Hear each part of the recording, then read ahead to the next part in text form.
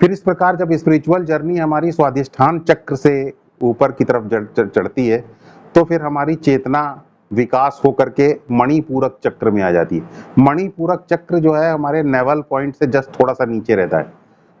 मणिपूरक चक्र basically control से जुड़ा हुआ चक्र है। मणिपूरक चक्र में चेतना अपने ऊपर नियंत्रण रखने की कोशिश करती है। तो जब हमारी स्पिरिचुअल जर्नी नहीं होती है तो हम अपने ऊपर कंट्रोल इसलिए रखते हैं ताकि हम अपनी प्रोफेशनल लाइफ में एक्सेल कर सकें, जो प्रोजेक्ट हमारे पास है उस प्रोजेक्ट को पूरा कर सकें। तो इस प्रकार हम अपने ऊपर कंट्रोल करना चाहते हैं। लेकिन जब हम स्पिरिचुअल जर्नी हमारी लाइफ की शुरू हो जाती है तो हम इस प्रकार का कंट्रोल नहीं रखने की कोशिश करते हैं। हम हमारी आध्यात्मिक प्रगति हो जाए इस प्रकार का कंट्रोल अपने ऊपर रखना चाहते हैं।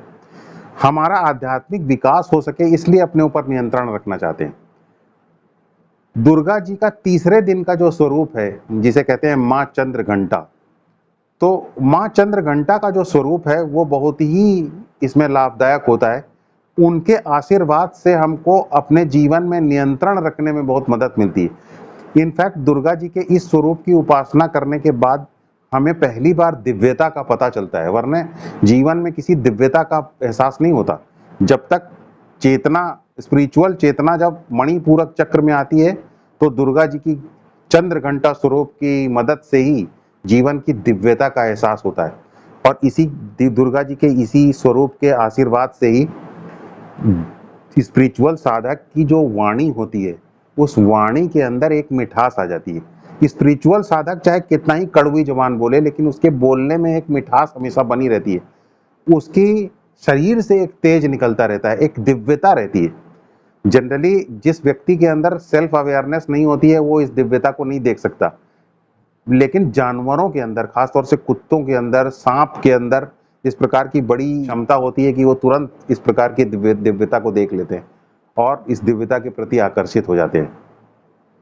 तो माँ चंद्रघंटा की वजह से ही दिव्यता के पहले बाद दर्शन होते हैं और व्यक्तित्व के अंदर दिव्यता का विकास होना शुरू होता है। और माँ चंद्रघंटा की वजह से ही उस दिव्यता में हम भटक न जाएं इसलिए हमें कंट्रोल करने की भी क्षमता का विकास होता है।